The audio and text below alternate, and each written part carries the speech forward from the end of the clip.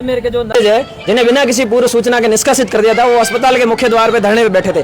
उन्होंने चरणबद्ध तरीके से कई प्रकार के प्रदर्शन किए, पूर्व में कई ज्ञापन दिए, अधिकारियों से बात करने की कोशिश की, जनप्रतिनिधियों से मिलने का प्रयास किया, लेकिन किसी तरह का कोई सकारात्मक जो है संदेश निकल के सामने नहीं आया। उसी कड़ी में आज बाड़मेर के अंदर बाड़मेर के नर्से, उनके परिवारजन, उनके दोस्तों और रिश्तेदारों के साथ मिलकर बाड़मेर के आम जन समर्थन के साथ हमने कलेक्ट्रेट के आगे महाप्रदर्शन किया और घेराव करने की कोशिश की। हमको उम्मीद थी कि बाड़मेर की जिला कलेक्टर महोदय जो नए बाड़मेर में आए हैं 1 महीना पूर्व ही, उनसे हमारी कोई मुलाकात नहीं हुई थी। आज वो हमें सुनती, हमारी बातों पे वो संज्ञान लेगी और हमारी जो हम 1 महीने से हम संघर्षरत हैं उसका कोई ना कोई जो परिणाम निकल के सामने आएगा। लेकिन हम अभी मैडम से मिले, ज्ञापन दिया, लेकिन मैडम ने पूरी तरह से हमारी बात को सुनना उचित नहीं समझा। उन्होंने हमारे ज्ञापन को रख के साइड में रख दिया कि मैं बात करूंगी। अरे बात तो हम 1 महीने से कर रहे हैं, बात का परिणाम कब निकलेगा मैं ये आपसे पूछना चाहता हूँ, प्रशासन से पूछना चाहता हूँ। अगर इसी तरह बाड़मेर के युवाओं को, राजस्थान सरकार के युवाओं को इस तरह सड़कों पे धक्के खाने पड़ रहे हैं, गर्मी के अंदर आज आप देख रहे हो बाड़मेर के अंदर 45 डिग्री का तापमान है, बाहर हमारे भाई बहनें सड़कों पर बैठे हैं।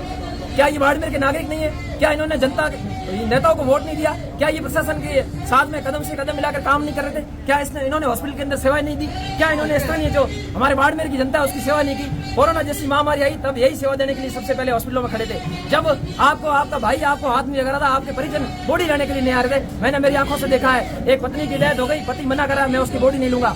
एक बाप की मौत हो गई, उसका बेटा मना कर रहा है कि आप जानो नगर परिषद वाले जाने, मैं उनकी बॉडी लेने नहीं आऊंगा। तब वही नर्सिंग ऑफिसर थे जो रात और दिन अपने हॉस्पिटल में सेवा दे रहे थे। आज ऐसा क्या हो गया कि जिनको बिना किसी आदेश के उनको नौकरी से निकाल दिया गया? क्या ये उनके साथ न्याय हो रहा है? बाड़मेर के जनप्रतिनिधि कहाँ गए? हम 23 दिन से धरने बैठे, क्या कोई एक भी हमारे साथ बात करने के लिए तैयार हुआ? क्या बातें करते बड़ी बड़ी, हम ये कर देते, हमारे वो कर देते, हम युवाओं को लेकर संवेदनशील है। कहाँ गई वो सरकार? या तो हमको मरना पड़ेगा तब जाके सरकार जागेगी। जिस तरह जयपुर में हमारे भाई दीपक ने आत्मदाह किया और पूरे राजस्थान का नर्से जिसको न्याय दिलवाने के लिए सड़कों पे, मैं सरकार से कह देना चाहता हूँ ऐसी नौबत नहीं आए कि राजस्थान के हर जिले से और बाड़मेर से ऐसे दीपक तैयार हो। आज समय रहते इस हमारी मांगों पर संज्ञान ले, नहीं तो आने वाले समय में हम इस आंदोलन को और उग्र करेंगे, भूख हड़ताल में बैठेंगे, आमरण अनशन करेंगे।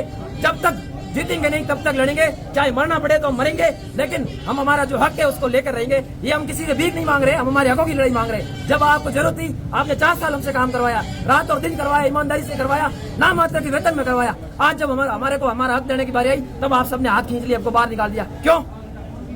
जब इतने कई सालों से राजस्थान के नर्से इसी तरह से अपने बोनस अंक के आधार पर और परमानेंट होता आया, अपनी नौकरी को लेता आया, क्या हमने गुनाह किया बोनस या संविदा पे लग के?